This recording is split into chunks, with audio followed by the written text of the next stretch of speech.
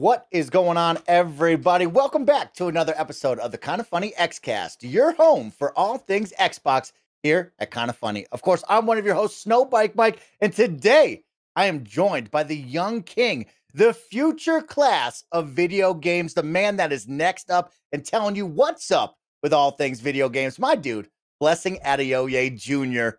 What up, Bless? Snowbike Mike, how's it going, man? How you doing? You know what? I'm doing really, really well because you and I today are talking about Forza Horizon 5. But Yeah, most we are. importantly, Bless, I get to see you with that bright green background. And you know I love it when you come over to the dark side and talk Xbox with me. Mike, I'm very excited to be here for quite a few reasons. One, I'm rocking my Jet Force Gemini shirt because that is Rare Studios, which of course is a Microsoft studio, and Jet Force Gemini, one of my favorite Rare games from back in the day. And so I want to give a big shout out to Rare Studios, probably my favorite Microsoft studio out there. That's first and foremost. Two, I'm excited to be here because it's a big week. Of course, we're recording this episode because it's a big episode. We're going to be talking about something that's very huge that's happening in the Xbox community. And what that is a big name from Rare is leaving Rare and Xbox to join PlayStation London Studio. Oh my gosh. The new PlayStation lead gameplay designer over at London Studio, Sir Paul Collins. Thank you so much for seeing the bright side and coming over to the PlayStation team. Did you see this news? This just broke like an hour ago. No, I did not see this news. So you're breaking it to all of us right now on the show. I love it. Yeah. That's great. It's one that we'll probably talk about that one a little bit more on PS Love You. But this is also my first time on Xcast, which I'm very excited about because I don't get to cross over that often. And so, like, I'm very happy to be here. I'm very happy to talk about a game that is really near and dear to my heart, I'll say.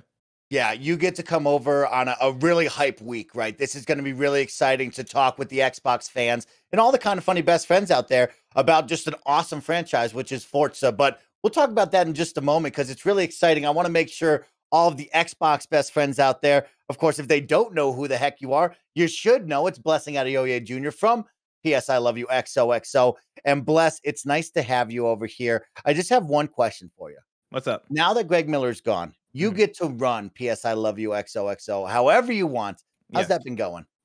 It's been going pretty good. We've been going for quite a few weeks now, just me and Janet. And it's been the fun thing of figuring out what the voice is between the two of us. And I think me and Janet are fairly similar in terms of the generation we come from. You know, I think both of us hold the PS2 very near and dear to our hearts. And so like we share a lot of the same lineage there.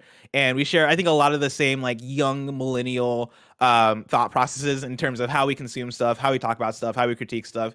And so I think it's a fun dynamic between the two of us, and it's the thing where the thing that I'm most excited about right now as I grow on the show with Janet is the fact that Greg's gonna come back, and me and Janet would have formed an alliance and would have formed such a strong like bond that by the time Greg gets back, it's gonna be the thing of, okay, now it's 2v1. Like Greg's gonna come at us with some like old man takes on PlayStation, and me and Janet are gonna be sitting there like, I don't know, man, is Uncharted overrated? Who knows? Like nobody can answer that question. Only old man Greg can have his opinion, is right. But it's really great. You're over here with me this week, and we get to talk about something awesome in Forza Horizon. So let's jump into it right now. Of course, this is the Kind of Funny Xcast. We post each and every Saturday at 6 a.m. West Coast, Best Coast time on youtube.com/kindoffunnygames, roosterteeth.com, and of course on podcast services around the globe. But you're probably saying to yourself, what the heck, Snowbike Mike? It's not Saturday. That's right. We're giving you a brand new hot and fresh episode this week early due to the embargo of Forza Horizon 5. So sit back, relax, buckle up, and get ready to get behind the wheel with me and Blessing as we give you our impressions and our review of Forza Horizon 5 thus far with our early hands-on experiences. So we'll talk about all of that. But of course, don't forget that we are now Epic partners. So if you are buying V-Bucks off of the Fortnite store, if you're driving around in your Rocket League car and you want to look good with some awesome cosmetics, or you're buying any game off the Epic Games Store, please use our Epic creator code at checkout. It's totally free to use. You don't have to spend any extra money. We get a portion of that purchase. You can help support us here at Kind of Funny in a brand new way. Use that Epic creator code Kind of Funny at checkout anytime you purchase something off the Epic Games Store. We'd like to thank our Patreon producers for the month of November: Pranksky, Tyler Ross, Delaney Twinning, Julian the Gluten-Free Gamer, Alex J. Sandoval, James Hastings, and Casey Andrew. So thank you so much to all of you for supporting us over on Patreon. And of course, this week, the Kind of Funny Xcast is sponsored by Upstart. but myself and the team will tell you a little bit about that later. Let's jump into it. Blessing, it's Forza Horizon 5. We're back into one of the best racing franchises on planet Earth. Playground Games is back again. Of course, you can get early access November 5th, starting this week when you're listening, or next week on November 9th with its release date. It's a day and date first-party launch, so it's coming to Game Pass, Blessing. And really, what we're going to try to break down today is how do you improve upon greatness, right? Because Playground Games coming hot off of Forza Horizon 3, 4, all these Horizon games have been so good. But now how do you just improve upon that? How do you make it fresh? How do you make it awesome and make 5 so great? So I guess let's start off with just what are your initial impressions, your thoughts, your experiences so far?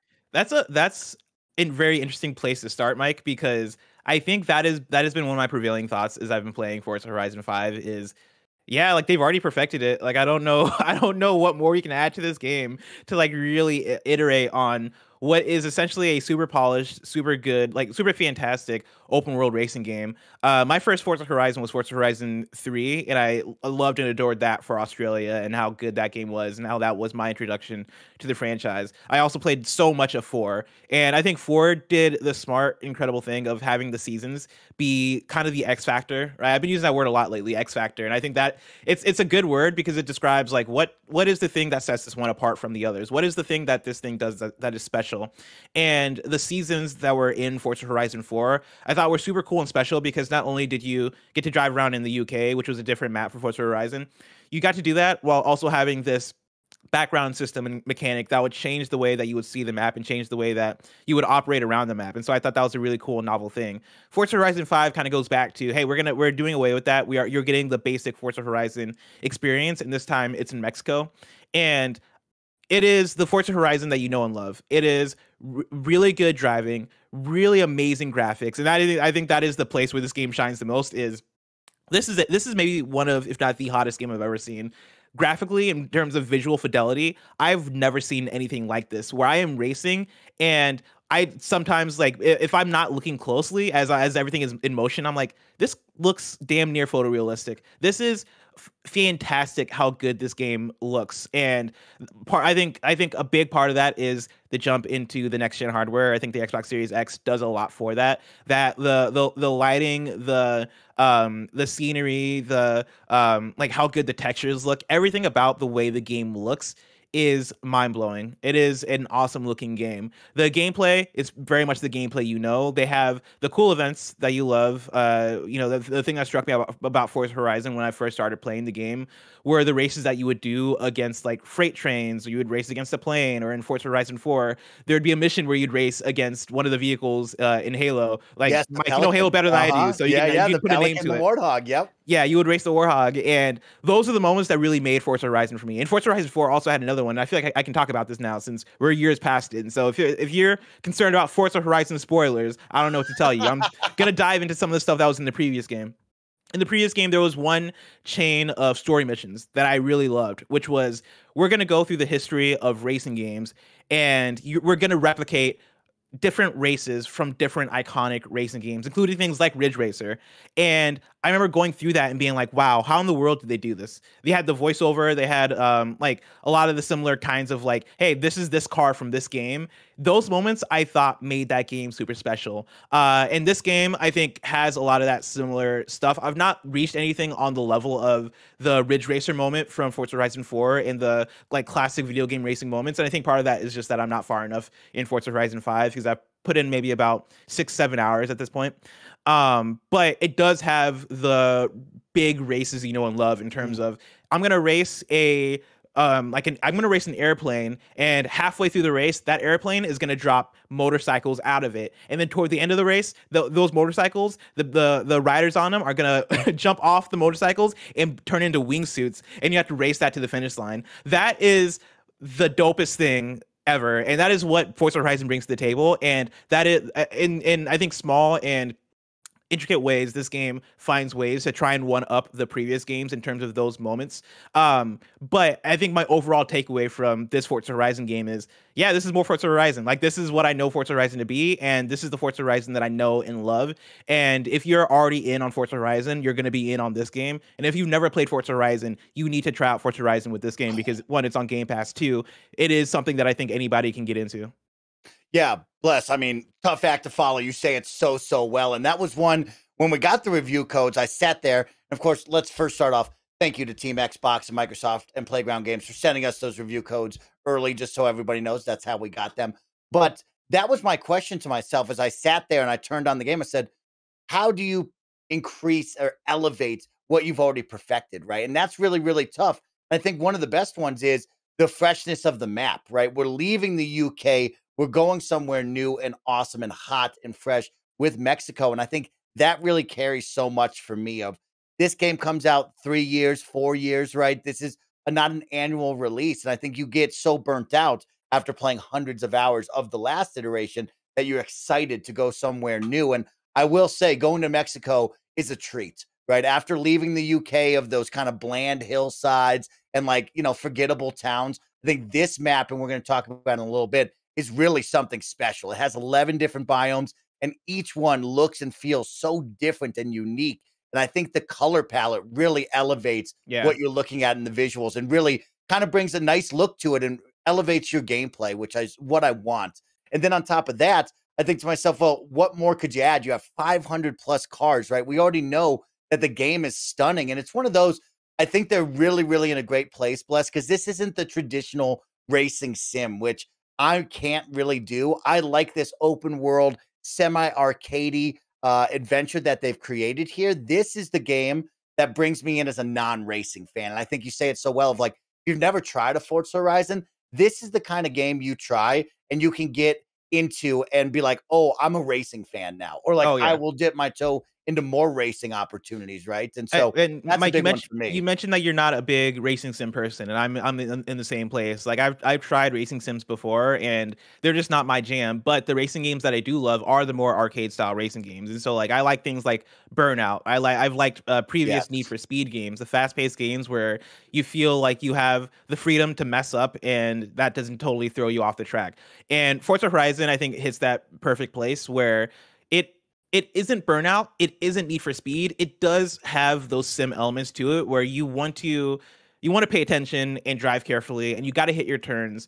But the game is very casual in how it brings you in, and it has the things that it has a lot of elements that are going to bring people in. That even if you're not a sim person, like the open world is made in a way that is reminiscent of any great open world game, right? Something that comes from a Ubisoft or something that comes from like whoever's out there making good open world games. You open up the map and the icons are colorful, and it's all about you kind of choosing your own adventure. And so you have options in terms of I want to do the road races, I want to do the street races, I want to do the off-road races, and the feedback that the game gives you and the easing you in, I think, is everything in terms of folks who might look at Forza and go, Forza, that sounds like something that's super sim. Do not let that deter you, because Forza Horizon specifically is built around trying to get people who love Forza for Forza, but also get people who might just want a casual racing game and go in and have fun. And so don't expect something super arcade, but expect something that isn't as simmy as something that might scare you off. Yeah, and it's one of those as well, the big open world, right, Bless? It's like so different from the traditional racing game of like, hey, we just dump you on the track, do the race, we'll dump you on the next track. I love the ability of like pulling back and looking at this giant open world map and then just ripping through the terrain. I think one thing that I've always appreciated about Playground Games and Forza Horizon is they found a really good happy medium of destructible environments and then pieces that will actually stop your car, right? So like you could be ripping through the backcountry and like you'll be tearing up bushes, small trees, small fences, and it feels good of like, man, I'm not getting penalized for banging into this. And of course, there's the larger trees or different areas that will stop you completely. But I always appreciated and loved like you get to drive anywhere you want in this map, and they just give you the freedom to go. And here in Mexico, there's so much to do from the volcano, and you look off at that vista, and you just like you see the beach to your left, you see the beach to your right, and you're like, I'm gonna go there, and you just start driving there. And it's always so awesome to do that. Yeah, I think the destructible thing is a really good thing to point out because it feels like every single thing, and this is like it's not 100%, but it feels like so many elements in this game are destructible. The things that you wouldn't even expect. For me, I play a lot of GTA. People know that. The GTA has things where it's like, okay, I cannot destroy this rail that's like at the side of the road. I can't hit a certain type of there's a certain type of tree or bush that you cannot hit in GTA because that will stop you in your tracks. They do such a good job in Forza Horizon 5 of making pretty much any element that might be like near the side of the roads, like because you're gonna veer off road at points, right? Like not everybody is a perfect driver. During a drift, you might hit that point where your wheels are getting off road. Usually, if there's a rail there or if there are small trees there, all of that stuff is breakable, and it makes the game very forgiving in a way that is really good because one, it looks cool and feels really great when you hit the breakable stuff because the game also does have the score meter that's at the top that will fill XP based on how you're driving. So if you're drifting or if you're driving in certain ways, that'll fill the meter and you get XP. Breaking it in environmental breakable stuff adds to that meter as well. And so if anything, you're not getting penalized, you're getting encouraged to break stuff, which I think is super fun and awesome. And then you do have the things where obviously like you can't hit a big tree, you can't hit like a house, like things will stop you, but I think it's a very impressive feat that they're able to have so many different breakable things on screen at the same time. Yeah, that's one thing I've always appreciated. And so it's really, really great. Like we've discussed, how do you improve upon perfection, right? And there's a couple of things here that actually really benefit them, right? We've talked about the new location. Now we're in a brand new generation of consoles, right? So now we get to see those upgraded visuals. We get to see the upgraded and steadier frame rates. And on top of that, now we get to see quick load times. And Blessing, one thing I want to highlight is the quick load times, right? Whether you're starting a race, ending a race, or if you want to fast travel across the map, I am impressed with how fast this game does load and kick on. Also taking advantage of quick resume. So like you just leave that thing on, Blessing, and you can jump in anytime, which I absolutely love.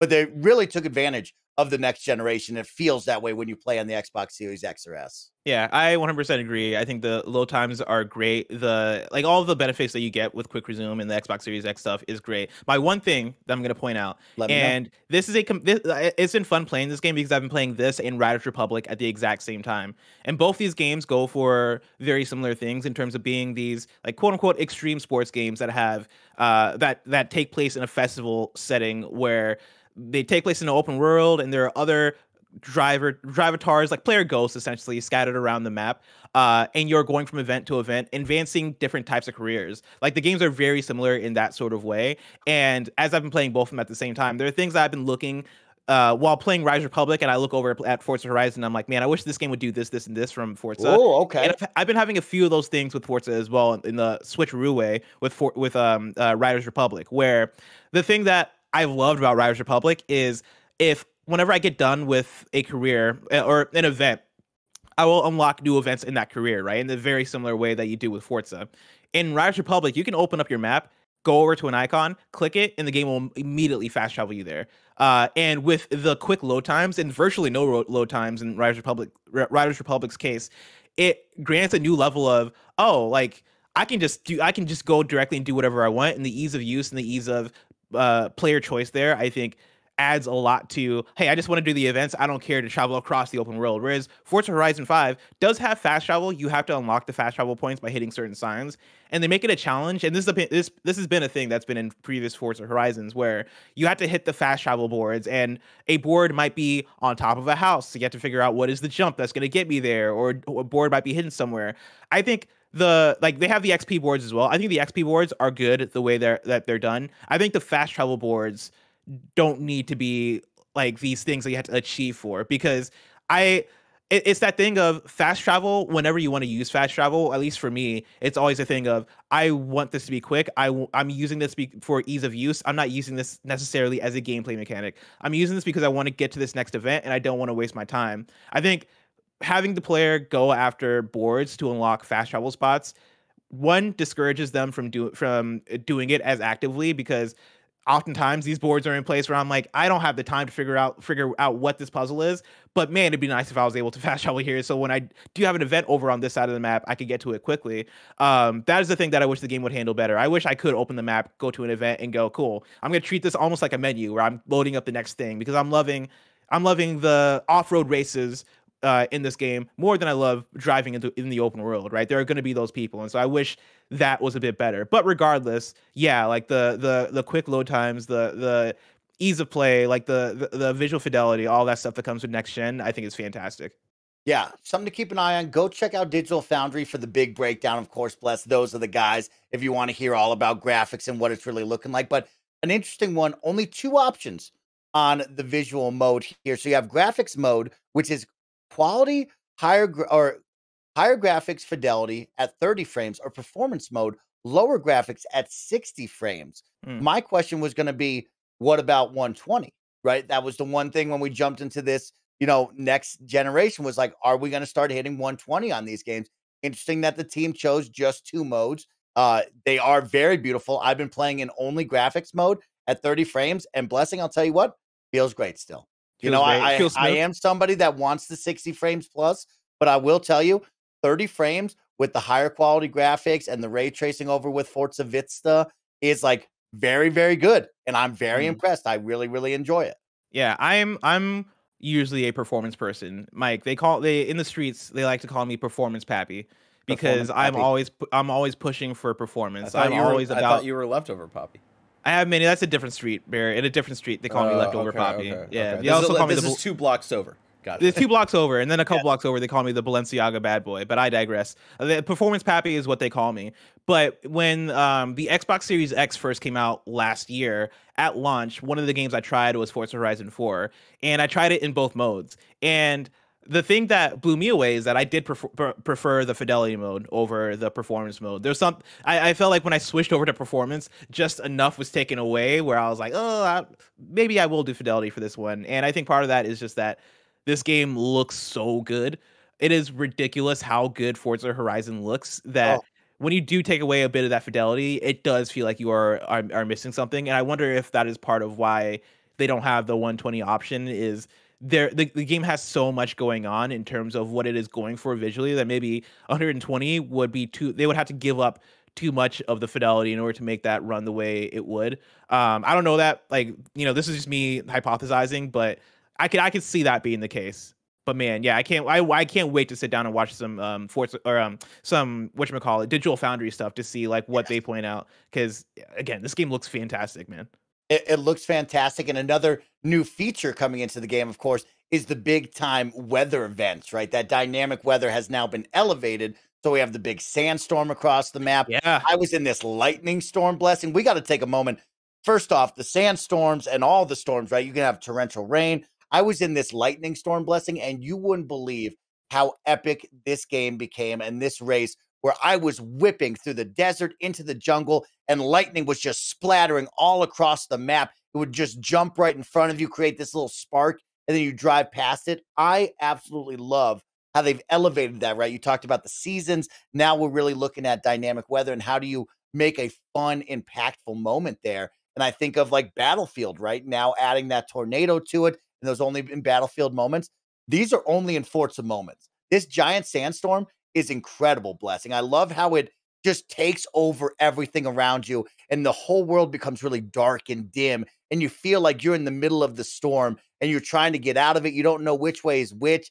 It's really, really impressive to see how that works. Yeah, I love that stuff too. I've had that moment where I'm driving in and the course takes me through a sandstorm, and I love the transition when you go from like, oh shit, I'm approaching a sandstorm to being in the sandstorm, and like all of a sudden everything is dark and everything looks different. I think that stuff is really cool. And yeah, I've also had the rainstorm thing, and one of the moments where I had the rainstorm was during one of like the missions where this is something I'm gonna have to preface, right? The way the game does progression this time around is a bit like a bit different from the previous games, where you'll fill up the bar for your career by like doing enough events, and then the game will show you like these postcards essentially. Yes. And it is divided into the different types of events, and so you'll have, I believe it's called things like Horizon like Heat or like Horizon. I actually have them for you right here. So they're please. Horizon Adventure chapters. And so you have Mexico main stage,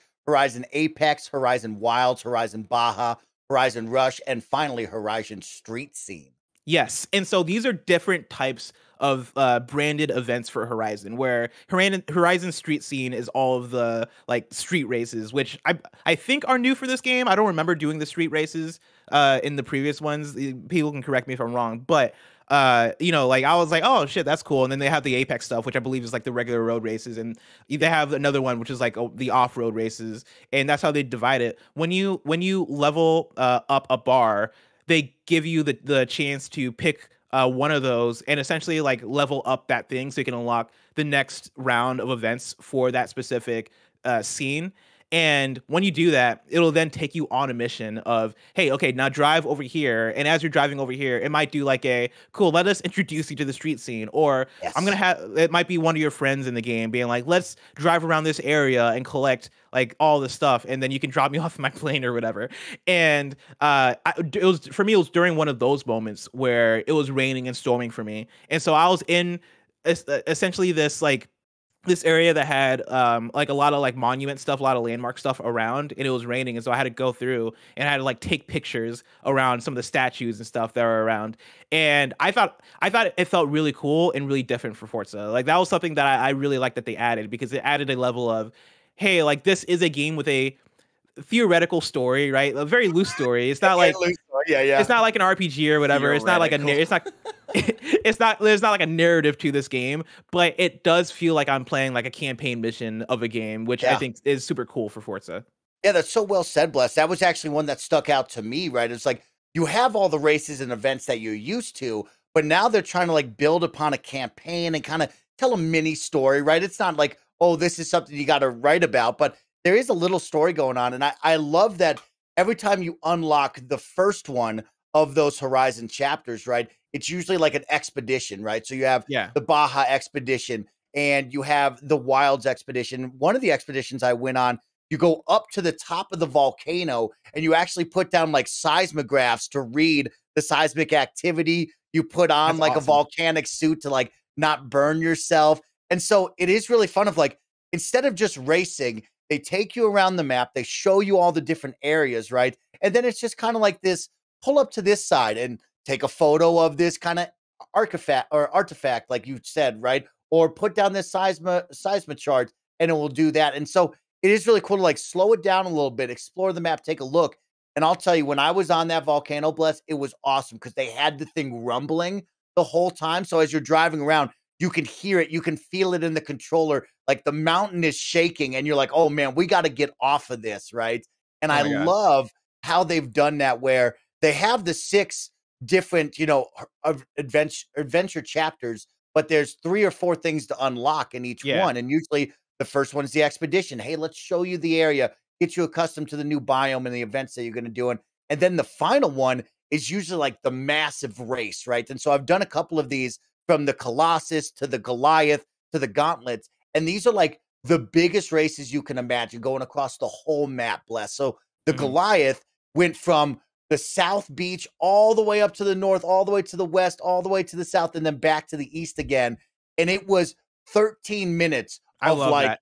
intense racing. I really, really enjoyed it, as Barrett brings it up on the stream. But like, it shows all the different biomes while you go through it. And it's just this mega race. And I was thinking to myself, I'm like, when will this end? And I looked at the clock just continuing to go up. And you can even press start in the middle of the race and like see the map itself. And you pull out and it's like, oh my God, we're going to race across the whole entire map. And I love that you start off with like, hey, check out this area. Okay, now look at this. You're going to race the whole entire map on our mega race, which I love as Oh my well. god, that looks incredible. They right now what Barrett is showing, they pulled up the map and showed how long the race is.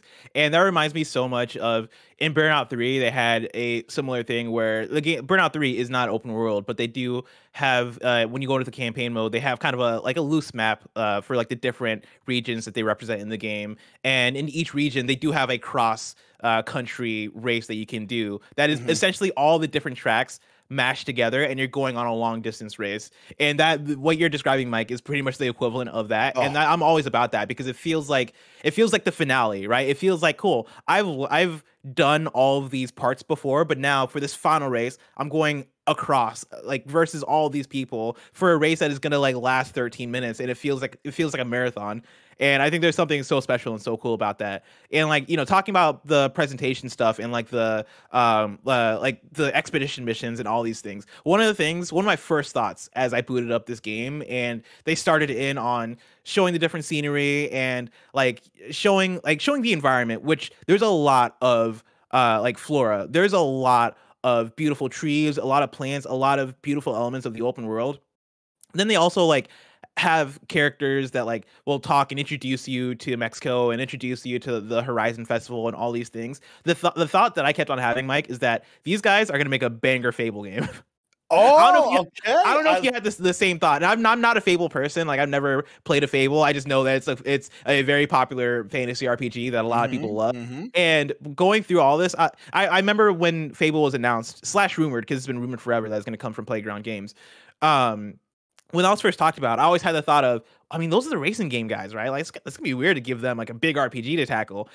As I've been playing this game, I'm like, no, I see it now. I see it because they have the open world environment down. Like, they know how to make an open world easily. Like, they know how to make one. They know how to make a good environment with amazing fidelity and amazing visuals. In terms of gameplay mechanics, like what is racing if not just mechanics, right? Like there's no pun intended, right? But like they know gameplay, and I'm sure them figuring out like, cool, how do we nail combat or whatever that is in Fable, they know how to make good gameplay. I'm sure they can figure that out. And then when we talk about dialogue and character and all that stuff, I'm sure that's going to require them hiring up and bringing in people and doing all this stuff. But a lot of it is already there in Forza. There's a lot of dialogue in this game. There's a lot of people talking to each other. There's a lot of calls that you get. Like even Anna, the navigator, is talking to you all the time. Like these guys are, I think Fable's in good hands with Playground Games.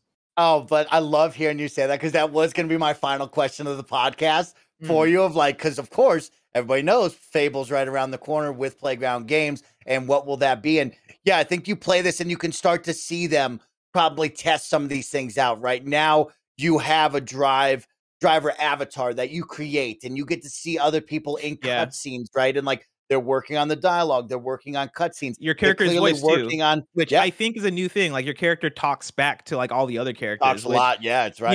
The character stuff in this game isn't the best stuff in this game by far. Correct, I talk about how good this game looks. The characters don't look amazing.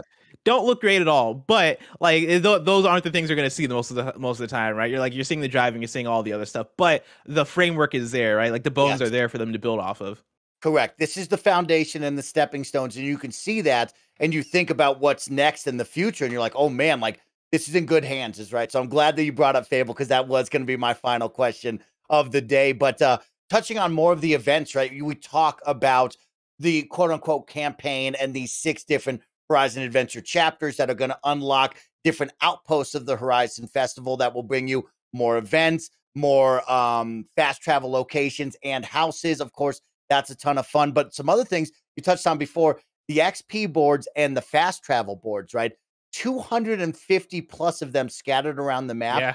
And what I really love is like, these encourage you, instead of fast traveling back and forth and just jumping to the races you like when you want to do that or you don't want to do that, it really encourages you to go out and explore and go find these, right? But then they also give you a little brain twister, and I've had some issues, bless, of they like to put these boards on top of houses, on top of planes, and you're sitting there going, where do I have to go? How do I do this? Is right. And so I'm scratching my head, and Andy, me and him played multiplayer last night. He's like, Mike, like, you pull up to this and you're supposed to sit here and look around, like really look.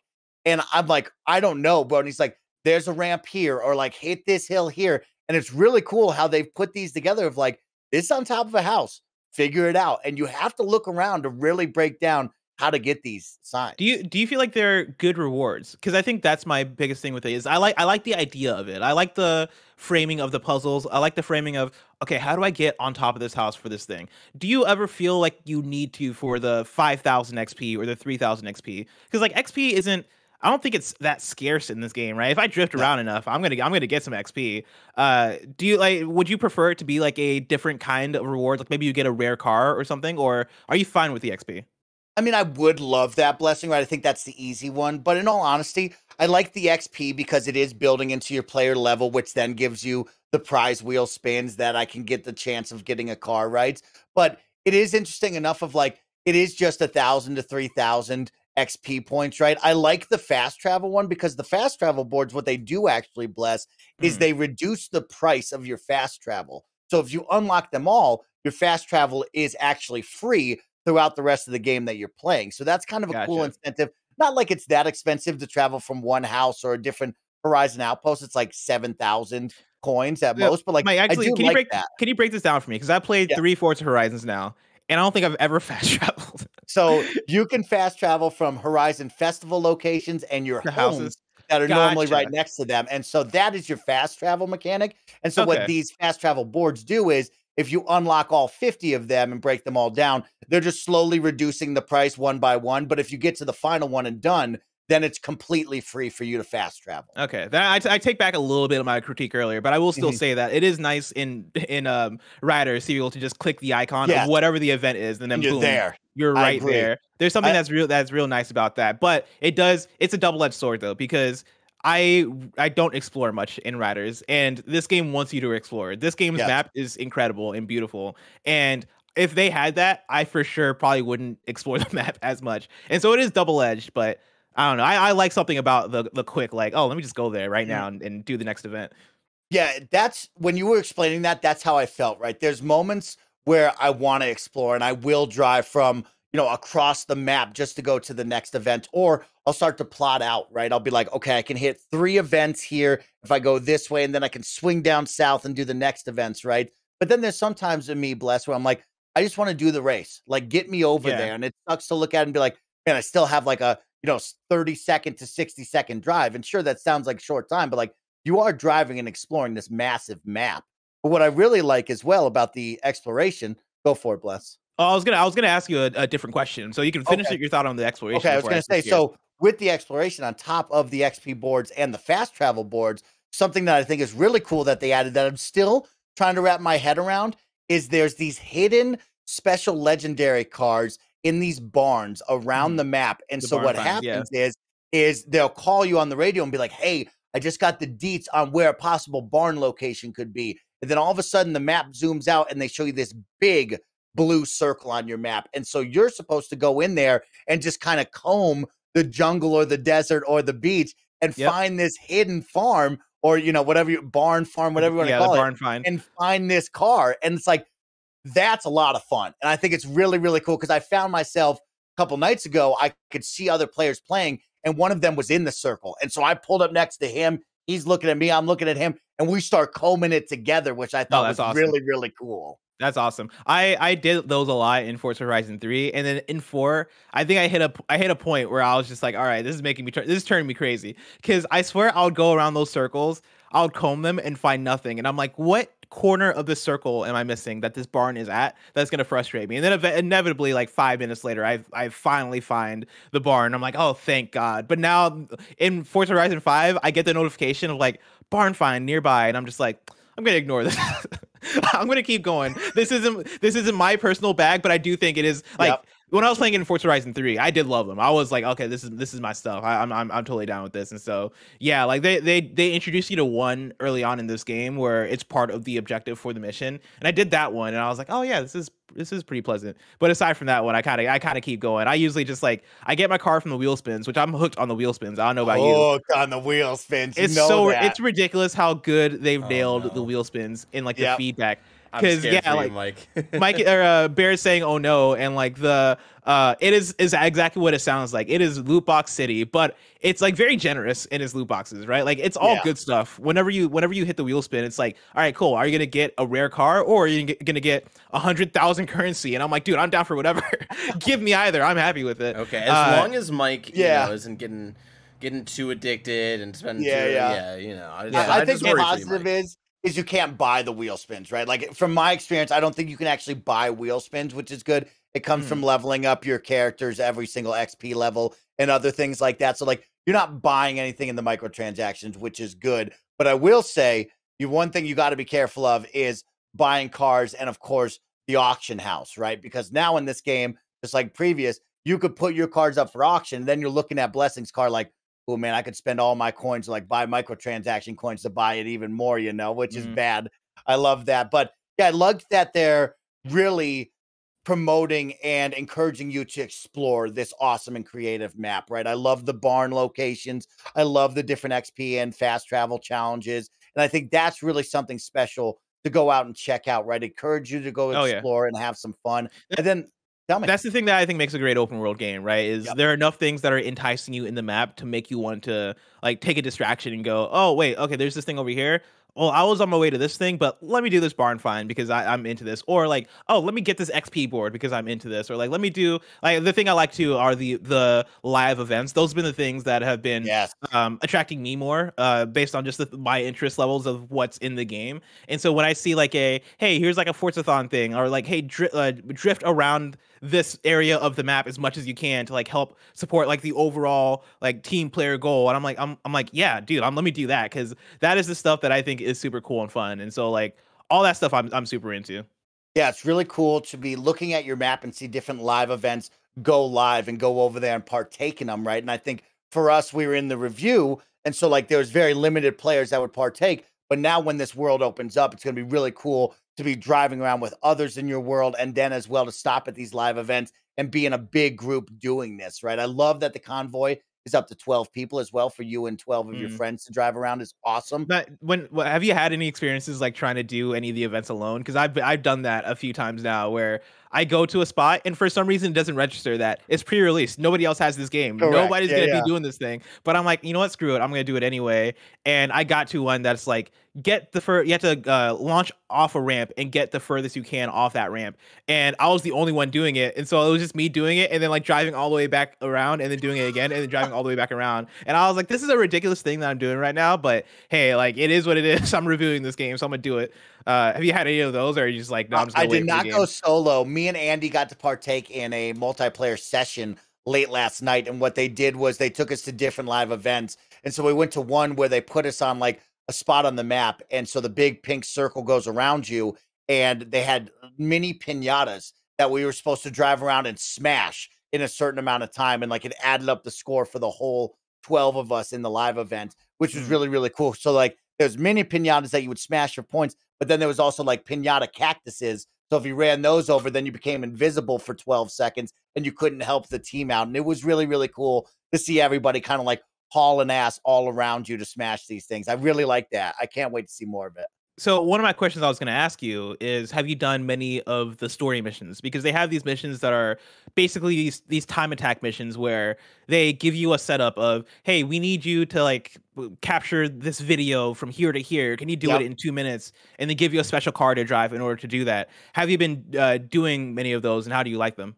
I've been doing those, and I like them a lot. I think we've touched on it. It's like there's a big breadth of events that you can do. And so when I do those, I never feel like, oh man, I'm doing this again. Or like, oh, I don't like that it's a time trial or it's so small, right? Because they're only like 2.5 minutes to 3 minutes is like the timer that they usually give you. And so for me, it's never like, oh, this is a drag or anything. I like it because you get a little piece of the story. You get more character development with the people around you and the dialogue as well. And like why we're in Mexico, or like why Mexico is so great. What are we doing here, right? And then I love the character always drawing back of like, oh, we didn't do this in the UK or something like that. I love that they bring it back to 4. Oh, yeah, they do that a lot. Yeah, I like it. I don't think I haven't hit an event where I'm like, I don't like doing this. There's so many of them that I feel like I can pick and choose. Or even if I go to the ones that I'm like, I'm not really a big fan of this, I still love it because it's like, man, this is a good time. Yeah, I like them too. The thing I will say is that I don't know if they're on the level that they were in Forza Horizon 4.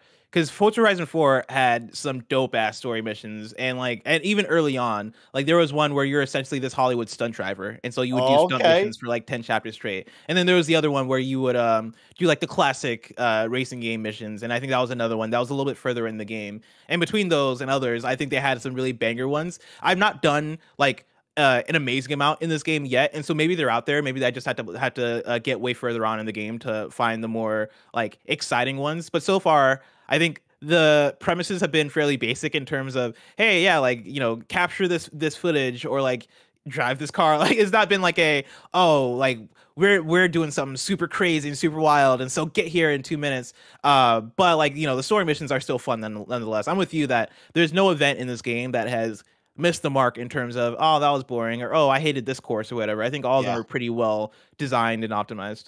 and I got to give a big shout out to the Event Lab, that creator tool of like, Oh I don't yeah. know if you noticed, Bless, but like every single mission you do, there's technically an option where you can do a community created like playoff of that mission, right? So like there's event stuff where people can create their own fun events and you can do that. But like every single mission that you do and like race you do, there's also part of the Event Lab where it's like, oh, Blessing like changed it up like this, where you can only use this car, or like you have to smash pinatas while you go. And like there's different variations. And I love that, like, oh, I could pick the traditional, or I could go check out somebody else's created one and see what kind of freshness it brings to that. I thought that was really cool to see every time I would hit a race and like, oh, here's another option if you want to try that. I thought that was kind of cool too. Yeah, I like the option. I've only done a couple of those. The latest one I did, it was very obvious that the person who made it was trying to game the system or something, because they, the course I was doing was down like an airstrip essentially, and I just had to drive in a straight line all the way down like a couple of miles. And it was a very simple event. At the very start of the event, I noticed that all the NPC cars drifted right, like as I went, and I was like, "What the heck is this? Is this like this person's Drivatar? Is my friend trying to troll me? What's going on?" And then I look at the line that the course is taking, and it's like a wiggly line. And so whoever made it so that the actual like course is like wiggly, so that way the NPCs would drive in that way, and whoever's the player can just like jet ahead and get the thing. And so like, I think that's going to get better over time, because of course it's pre-release, and so there's not a lot of good curation going on yet. Once the game is out for everybody, that you assume that a lot of that stuff gets curated, and you're not going to have those weird events like that. But it was a funny one where I was like, what is going on here? Oh, I see what's going on here. But I love the idea. I think it's super cool. Yeah, I love that. It's going to keep it fresh, going to keep people creating and being able to play some new stuff. Got to give one final shout out to the events. Of course, the Eliminator is back, Blessing, and that is your Forza Battle Royale. I have not done it. I've not done it either. I've not done it yet, because you do need a fair amount of players to be playing. So I didn't want to queue up, but the moment that this launches, I am jumping right back into the Eliminator, because that's one, Bless, of Forza Horizon 4 was so cool, right? We were in the middle of the Battle Royale craze, and I know a lot of people in the comments will hear this and be like, oh, Battle Royale. But like the way that people have gone and like changed up the formula for Battle Royales from Tetris 99 to Pac-Man, and now even to the Eliminator, it's just so much fun of like, here's the giant circle. If you run up next to somebody, you can challenge them to a head-to-head race. If you beat them, you can steal their car and get a better car. You can find cars being dropped around the map to elevate your car and get a better one. And of course, then the map slowly just becomes smaller. And then they're like, okay, guess what? In 30 seconds, you got to go all the way over here, get there, to win it. And I absolutely love it, Bless. I can't wait. I cannot wait. I cannot wait. It's so cool. And so, yeah, that's a lot of the events. Of course, a new one that I found that was added was Anna, and of course the Link, right? So these are things that are on your D-pad. And what I really like is, for people that might not be really aware of what Forza Horizon's all about, to maybe like uninitiated to the events, or maybe you just want somebody to like guide you. You're like, you know what, whatever, like roll the dice. Anna is there on just a quick time D-pad press, and you could ask Anna to take you to accolade challenges, to different race missions, to help you guide around the map. And I really think that's a cool one, Bless, of like a cool addition of like almost an OnStar or a Siri. I don't know how to describe it. Yeah. It's essentially it's a voice assistant. I think Anna was in some of the previous ones, but Link is a new one to this one, and Link is for online specifically. And so you can ask Link for like contextual stuff of, and hey, like I want to. Yeah. He just like he just starts breaking pots for some reason. It's like, I didn't want to do this. What's happening?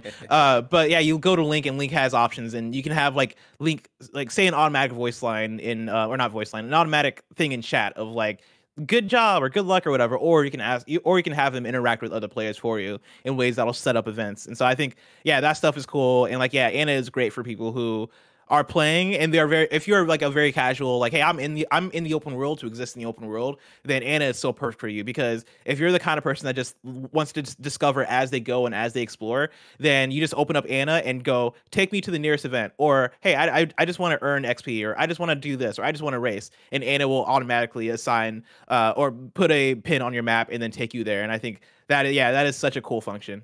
The best. I love those two. With that, let's continue the fun. But let's take a moment to hear from our sponsors. This episode of the podcast is brought to you by Upstart. If you avoid looking at your credit card statements every month, you aren't alone. With interest, it can feel like you're in a never-ending debt cycle. But Upstart can help you get out from underneath your debt and start living your life again. Upstart is the fast and easy way to get a personal loan all online. Upstart looks at more than just your credit score. They look at your current employment and credit history to find you a smarter loan rate. You can even check your rate in just 5 minutes for loans between $1,000 and $50,000. We've talked a lot about how Greg Miller was really bad with managing money when he first came out to IGN. He could have used Upstart back then. Thankfully, we have it now. Find out how Upstart can lower your monthly payments today when you go to upstart.com/kindafunny. That's upstart.com/kindafunny. But don't forget to use our URL to let them know we sent you. Loan amounts will be determined based on your credit, income, and certain other information provided in your loan application. Upstart.com/kindafunny. All right, guys, back at it, Blessing. And of course, as we continue down the list, we got to talk about the cars, because there's over 500 cars in this edition at launch, and it's everything, right? Your favorite cars, new and old, your favorite brands and names, right? And so I got to ask you, first off, are you intimidated by the car list? Are you happy with the car list? And then what's your favorite car so far? So I'm not a huge car person. Like I kind of roll with whatever they give me, because I feel like the list is really big in terms of the amount of cars in this thing. And so I'm always that person that whenever I queue up an event, I look through, okay, what are the cars that are available to me? Do I have the recommended cars? I always go recommended, because I don't want to mess around and get messed around, because that has happened to me multiple times now, where I go to an event and I'm like, cool, it's an off-road event. Whatever. I'm going to pick this legendary S2 tier speed car that looks super. I'm going to pick the McLaren or whatever, and I'm going to speed through, and I get screwed in the event because I don't realize, like, oh yeah, this isn't made for off-road. I'm not, this isn't how I go. And so I automatically just always go for whatever the recommended thing is. And what I go by the numbers, essentially, like what has the highest numbers here under the recommended. The thing that I usually love about the cars, though, in Forza are I never know how to pronounce it. The liveries. Do you know how to pronounce that word? Essentially the car like the decals and the paints. Okay, that's what I just call them. Yeah, I don't know what the heck that word is. Yeah, I don't know. I learned that word from Forza, but yeah, I'll just use the word decal. In Forza, you can whenever you unlock a new car or buy a new car, you have the option then to go through a bunch of decals that are user created. And the users in this game, the audience of this game is so creative and so good, because you can find the most ridiculous and amazing of decals. Like, Barrett, if you're able to go into the general channel of this Discord, I think I dropped a tweet in here like yesterday of a video that I took a year ago from Forza Horizon 4 of my Spider-Man decal that I had on my car. And to this day, that is my favorite thing ever. But yeah, people will make a bunch of different stuff, right? Like the Spider-Man one I just mentioned, I had a Persona one, I had a Dragon Ball Z one, I had a Princess Mononoke decal. Barrett has brought up my Spider-Man one, right? And it's the Spider-Man PS4 one too. And I have my license plate on the back that says OK Beast. And my favorite thing about it is when my name in the game for my character is Beast, or at least for Forza Horizon 4, it was Beast. When I would ask Anna to take me to a race, the thing she would say is, "Okay, Beast, going to a race." That's awesome. For me, I was like, that is the coolest thing ever. That made me feel so cool. But yeah, like the bummer about playing this pre-release is that there's not as many people out there making decals. There's still some. You know, I found it a cool Into the Spider-Verse decal that I dig that was user created, but I'm trying to take it easy as I play this game, because I don't want to play all of it during pre-release and then not want to play anymore after its release, because I do want to get my hand on a lot of user created decals. Like, that is the coolest thing ever to me. But yeah, with that, I kind of just go with the flow in terms of the cars. Like, Mike, for you, where are you at with the cars? Do you have a favorite one? Yeah, of course, the favorite one is the Warthog, Blessing. That is truly and honestly my favorite one. I will race with that even when it's the wrong race, because nothing is cooler than the idea to me of, like, I'm Spartan 117 and I'm in Forza now and I'm just whipping around in this Warthog and I love it. But yeah, it's like there's so many, Bless, and I'm not a car guy. So what I do is I'll go through all the name brands that I know, right? And I'll be like, oh, I love the Porsche Cayenne, right? Like, I like SUVs. So I go for the Porsche, I go for the BMW X5, and like I'll buy all this collection of SUVs. And then I'll be like, okay, I guess I got to get like fast cars now, right? And I'll figure that out. But like, I love that every time you start a race, it gives you like, here's the cars that you own that are recommended. Choose one of those, right? And I've done really well this time around of like, don't choose the same car, Mike, right? Like, click on a different car every single race. try it out, see what you like, what you don't like, the front steering, the back steering, the 4-wheel drive. Like, what do you like the most about it? And so I love that they give you the recommend. And of course, just like in previous iterations, you can always buy or rent a car that is better suited for the races that you're doing. And so, yeah, I think the cars are awesome. The decals are great, like you said, right? It's really, really cool to see what people can create. And I look forward to people pimping out the Warthog, please, with cooler gear so I can rock that for sure. But another one I noticed was car upgrades and as well car mastery, right? Another one as you take a look at that, right? So I love that you can upgrade it yourself if you want. You can look at each and every one of the parts. You can elevate the car in a certain way. Or if you're just not a big car guy or gal and you just don't know what's happening, you can hit auto upgrade, which I really, really love. I think it's fast and easy where you can click on that and it just elevates it to the next tier as high as it can go with that certain car and the parts that you have, which I love, Blessing. Yeah. Do you mess around a lot with the like skill tree essentially with, like, with the XP? The skill tree is weird, Bless, because you get points, but then they're for each car. So like you're putting it into the car that I guess you would drive the most of. So I've really put a lot of points into my Warthog because I drive that a lot, and also this Subaru WRX or one of the Subaru wagons. And so it's like, man, what am I supposed to do? Is this all encompassing? And once you find out that like it's per car, I think that really slowed me down. But it is interesting, right? Like it elevates your combo or how fast your combo will go, or it won't make sure you break your combo an X amount of, mess ups, which I like. So it is cool to look at, but yeah, you got to really figure out the car that you love to put those into. And that's the one thing I don't like about it. And I feel like a lot of it too is you're getting XP to get skill points to then spend on things to get more XP. And I'm like, oh, okay, that's kind of weird, right? But like, whatever.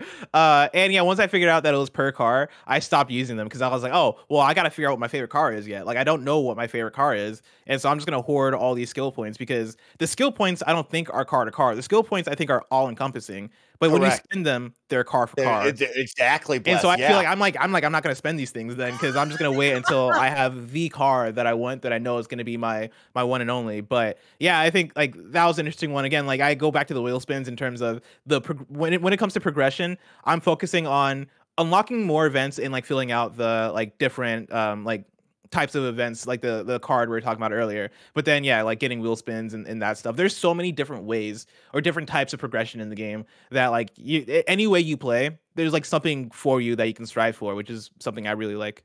Yeah, I'm really impressed with it. Another one I want to ask. Oh, tell me. I was going to ask, do you have a preferred type of event, like between the off-road or the street race and all these things? So that's great that you brought that up. I actually really like the circuits. I prefer, circuits, I think is the sprints. I like the sprints where it's start at point A and go to point B across the map. I really love those the most. And then after that, there's these drag racing events that I really, really enjoy because I pick one of the faster cars. And I always notice that one person will catch up to you right at the end. And so I just jackknife them as hard as I can right into the finish line so I can take first place. I love it so much. If you ever do that to me while we're online, we're becoming enemies, Mike, just so you know. I would drop it. I would not take kindly to that.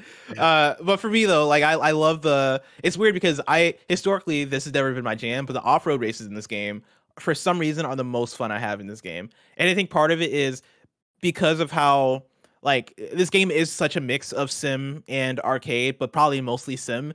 The driving does feel hardcore, right? You got to drift, you got to slow down at the right places, and I love the like GPS thing on the ground that you see, like the arrows pointing to you in the direction, because though they do a really good job of signaling to you when to slow down, because it'll turn red when it's like, hey, slow down, right? Or if it's blue, that means you're pretty much good to go, which I think is really great for casual players or new players. But the off-road races are so great for drifting, and there's like I think such a good pace of you're never going super fast down a road because it's off-road. You're going at like a strong 30 miles per hour. You're going faster than that, but it feels like you're going 30 miles per hour. And at any moment, I feel like I can turn real nice, right? And there's a lot of twists and turns in these things, and so I feel like I feel way more competent in the off-road races because of how, I guess, more about navigation they are than about speed. And there's something really fun about that for me. And so those have been that's been my go-to. Oh, it's so much fun. And so with that, that's what I want to ask you is about difficulty, right? When we look at difficulty, are you finding a happy medium, right? So it goes from tourist, new racer, novice, average, above average, highly skilled, expert pro, and then finally at unbeatable. And so that's one, of course, in the racing games in the past, is I'm like not the biggest racing guy. I usually put it down on the lower spectrum and win a lot, right? Like have no problems winning. And this time I was like, you know what? Like, let's slowly challenge ourselves every time. And so I felt myself go from novice to average, then to above average. And I'm like nestled right now, right in between above average and highly skilled, where I can do highly skilled, but there's a number of moments where if I mess up, those CPUs, aka the drivatars, which is a great word in video games, will beat me. But if I go down to above average, I'll most likely win 99% of the time. So I found this nice little nestle spot that I'm pretty happy with. I think I'm still getting there. When I booted up the game, I think I don't know if it automatically assigned me or if I just picked. Usually when I pick a game, when I'm picking a difficulty, I just pick whatever the default is or the medium thing is, and so like usually I just go normal. And so that's probably what I did when I started this game. But I am winning a lot of races, and the thing that I like that the game does is after a while, after you win a certain amount of races, it pauses you and asks you like, "Hey, you've won a lot of races. Do you want to turn up the difficulty?" And every single time I get that, I say yes. I'm like, cool, yeah, let's jack this thing up. Because I often don't notice when I'm playing a racing game or playing an event-based game like this, and I keep getting first place. In my mind, I'm like, hell yeah, I'm doing what I'm supposed to be doing. But then when the game's like, hey, do you want to turn that thing up? I'm like, no, I guess I do. I guess yeah. Let me get more of a challenge. It feels like you're leveling up in like Taekwondo or something and getting the next belt almost. And I'm all about that. And so I think the way the game handles difficulty is great. Again, if you're new to a racing game like this or new to Forza Horizon, I think the game has a good range of difficulty to where if you're on the easiest of easiest, I think you'll have a good time adapting and getting used to it. And I think the amount of difficulties, like you read through a lot of different difficulties there. I think that allows you to be like, cool, what is the right spot for me? Like you can find that for yourself. And so yeah, I'm pretty happy with the game and its difficulty. Oh my gosh! And then on top of that, there's like the extra layer of difficulty where you can turn off like auto drive and like certain other factors, right? To like continue to elevate your driving skills if you want, which is really, really cool. Another one we got to talk about when you talk about Forza Horizon is the music, Bless. And I'm so happy to have you here on the podcast because you are Mr. Music and you're actually going to laugh at me because I had a big issue with the music. My first ever bug in the game and my only bug in the game, Bless, was I played the game. And as I started blessing, I said to myself, okay, here's the rockin' jams that I'm used to. And then all of a sudden I said, man, that's weird. I'm pressing every single button on this controller and there's no other radio stations. Did they consolidate all of the radio stations into one? And I am a full week in blessing essentially. And I have found that my radio was broken. I can only stay on the rock music radio station. I have changed the button for the different radio stations to change it all over the place on button mapping. Blessing, I am stuck on rock music. That's really weird. I think what the bug is early on in the game, I think it does stick you to one radio station, but after the first 30 minutes, I want to say, they then allow you to start switching radio stations. And I bet that switch didn't happen for you.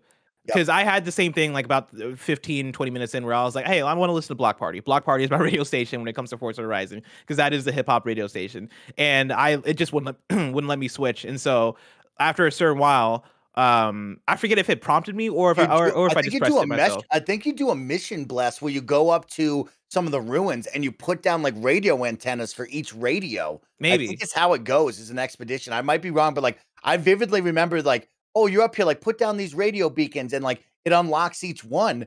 And for me, it's like here I am a week later still listening to the same rock channel. And it's like one of those where it's cool and all, Bless, but of course it loses the lackluster. And also for me, I'm like, where's the culture, right? Like, why am I stuck on Nickelback and the Foo Fighters? Like, I want more music here. What the hell is going on? I will say, the music has never been a thing that has blown me away in Forza Horizon. And that goes back to even Forza Horizon 3. I think like in 3, there are some tracks there where I was like, all right, this is bumping, like this is all right, but it's never stuck with me in the way that a Burnout soundtrack is stuck with me or in the way that like a Tony Hawk or any other licensed soundtrack has stuck with me. I think the music has always been like a solid, like fine to decent. And in this one, I'm getting a lot of the same where none of the songs that have played on Block Party have like made me go, oh shit, like here we go, like this is the stuff, right? Like none of the radio stations have really spoke to me in that way. Oh, I say all that, but I do want to give a shout out to, and I'm not listening to this radio station in this one.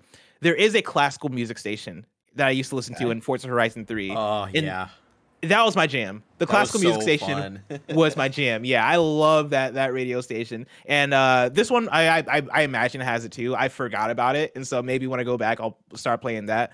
But like for the most part, it's fine. Like it's I think it's the music you expect from Forza Horizon. Yeah. And usually, even like after a certain point, I'm just playing my own tunes. I'm like, cool, let me just put on my headphones and play the game, because I like what I wish this game and even more games would have some kind of Spotify functionality. Well, let me tell you about something dope, Blessing. Oh, in the reviewer's guide, Spotify app for Xbox, Spotify subscribers can also have the option to listen to their music and playlists in the game via the Spotify Xbox app. Cool. Then I take it back. That's exactly what I'm asking for. I'm going to enable that as soon as possible, because like if they're able to take that and like if it mixes well with the like Forza sounds and all this stuff, dude, I think that's the most ideal way to do it, because the music you bring to the game, especially for a game like this, is I think going to be better than the game music, and so that's cool. What did you think of the skill songs? So every now and then the DJ will pop on and be like, "Hey, like I got a hot track for you, and guess what? We're gonna upgrade your skill with like 2 times multiplier," and like it will hit the music, and for that whole song, you get double XP on all of the different stunts and different things you do. Did you ever notice that? No, I did not notice that. Maybe that's me wearing my headphones. I totally missed that. That is wild. That sounds really cool, though. Yeah, one to keep in mind right there is like you're going to have these things called skill songs turn on, and the DJ will like take a moment and be like, "Hey, like I got a hot track for you. We're going to do this," and it will double multiply all the points that you get. So keep an ear out for that one. I thought that was cool. The only downfall for me, it was the same song over and over again. And I was like, this sucks. By like day 3, I was like, I'm already moved on to podcasts and TV shows in the back of my Forza. And that's not what I wanted after day 3 of just reviewing it, but it's a bug. It will hopefully be fixed. The way I play it, I think the real reason why I didn't get that is the way I play Forza, I'm very much on to the next event. And so I often do an event that's nearby just to save myself time from like driving across the map. And so like when I'm only in the open world for 2 minutes at a time, I don't think it has time to like kick it in. That's what I assume it is. Yeah. But that's really cool to hear that they have that, because I think that's another level of like, oh yeah, that's something to do. That's a way to get up your skill, because I'm sure everybody does this at some point in Forza. When I see my skill bar going up for the points that I'm accumulating, I'll find an open field and just drift around just for a minute. On that. Keep drifting, keep like getting that multiplier up, start breaking stuff in the environment. Like that is my jam. And so like as soon as I see that skill multiplier, that's exactly what I'm doing. All right, Bless. Well, let's round out the show. I have one final thing we got to touch on, and that's the big map. We're in Mexico now, and I need to know, what's your favorite area so far? Oh, I don't know if I have a favorite area. Oh, you know what? There is like a cool kind of like, I don't know if I would describe it as like swampy. It's like a foresty area that like you unlock for the Horizon, whatever the off-road one for the Horizon stuff is. Okay. And like I really like that area. That area seemed really cool, and I think that just falls in line with me really liking the off-road stuff. Yeah, I think that might be it. I don't know. There's a lot in this game in terms of different biomes. I know it's really, really cool, because like I think the easy one everybody will scream about is the volcano, right? It's really cool to be on top of the volcano and look off in the vistas east and west and south and like see how big the game is, and being able to be like, I'm gonna go there now. Like the volcano is an easy one, and I love that like on the backside of it you can drop down and you'll look directly into a beach and the sand dunes, and you'll just smash into that. So the easy one for me is the volcano, but there's actually one that I really, really love, and that's up on the north side, Bless. I don't know if you've seen this, but it's a canyon, and this canyon is it's really tight, and it has this cool, like, high desert feel of, like, you have the desert, but you also have some trees and, like, this beautiful red rock all around you, and it's, like, this really tight single road along with the river, and then there's a train track above you that's elevated, and like you wind in and out of the canyon, and it's just so cool to be in that. So I really love that part of the map. Yeah, that's really awesome. But yeah, like overall, this map is pretty incredible, I'll say. Oh my gosh. Yeah, like it is a step above, I think, both Australia and the UK from the previous games. And we talked about it before, but the live weather stuff I think is really cool and awesome. And I hope like it makes me like excited for what in the next Forza Horizon, like what the ways they iterate on this exact system. Because I would love if they're able to get both in, right? Like if they're able to have like the seasonal weather, but then also the dynamic stuff. So when it is like when it's the winter time, you get periodic blizzards, right? Or when it's the springtime, you get like the torrential downpour. Or, like in summer, I don't know what you do in summer, but like there's a different thing that goes on. I think there's a lot of potential there in terms of where they can go with that stuff, because that stuff adds so much to the dynamic, like basically like how the dynamic weather affects the way you play. And yeah, like I totally love the stuff that they've done with this one, with that. Oh, it's awesome. Well, Bless, we're at the end of the podcast. This has been our impressions review of Forza Horizon 5. You're down in Mexico. You're ready to have fun. It's available this week if you get the early access, or if you want to wait for it on Game Pass next week on November 9th. But Bless, this is a new thing we want to bring into Kinda Funny. And this is our review scale. So this might be the first time we've used it here at Kinda Funny. Definitely the first time at Kinda Funny XCast. So I thought, let's take a deep breath. Maybe if you could explain the scale, give me your impressions, I'll give you mine. And we let everybody know where we fall on our review scale for Kinda Funny. Yeah, I love that you bring this up, because this is something that we've not gotten to use before, and I think we just keep forgetting to use it. But yeah, we want to introduce a review scale, and so like we can kind of give our final stamp on what our impressions are for any given game that we're doing a full review of. And the scale is it's a 4-point scale, right? And so we have at the bottom is don't bother, then there is worth trying out, then there is recommended, and then game of the year contender, right? And so it's all kind of based on recommendation, all right? So don't bother, worth trying out, recommended, game of the year contender. And so, Mike, I guess I can let you go first, right? Like, where do you stand on this one? Thanks, Bless. When I look at this, and after my experience with it during the review and preview period of this, I think Forza Horizon 5 and what Playground Games has created a superb and incredible open world racing game. This is something that Xbox fans love and are always excited to have in their hands. And what they did with Forza Horizon 5 in Mexico, how they elevated with the next gen tech, the awesome dynamic weather, all of the new events, the 500 plus car list. I mean, this is a banging game and it's so awesome. And I'm going to put this very high up there. This is a game of the year contender. And this is a highly recommend for me, especially with it being day and date on Game Pass on PC and on Xbox with the ecosystems. But even if you were going to buy this is well worth your money. If you know what you're getting into with this open world racer that's very friendly to newcomers into the racing world, Forza Horizon 5 and Playground Games knocked it out of the park. Yeah, I 100% agree. I would put this at game of the year contender for me too. I think this is one of the best games of the year across, like however you want to slice it, right? Like it is one of the best. It is the best looking game of the year. I'll say that off the bat. It is one of the most polished games this year. It is one of the best playing games this year. It is one of the best. It's one of the most fun games this year, right? Like. And it's not a surprise for Forza Horizon, because Forza Horizon historically has just been great. But I do think where 5 lands this year in video games, it is up there, man. It is really fun. It is really good. It is one that I highly, highly, highly recommend. And again, like if you have Xbox Game Pass or an Xbox period, or if you're remotely interested in racing games, it's one that I cannot recommend enough. Yeah, I love that, Bless. Well, with that, that's our review and our impressions of Forza Horizon 5. Let me know down in the comments section below. Are you excited for Forza? Are you jumping in early access? What's your favorite car? And how excited are you to rip around Mexico? Thanks for tuning in to another episode of the Kinda Funny XCast. That's Blessing Adeoye Jr. from Kinda Funny Games Daily and PS I Love You XOXO and The Blessing Show. If you haven't watched The Blessing Show, go find out what's up in video games with Blessing and The Blessing Show, because it's really, really freaking good. And I love the EA episode. So maybe go check out the EA episode and EA Gig and why it should come back, because we love those awesome sports titles. But I'm your host, Snowbike Mike. Peace out, gamers. See ya.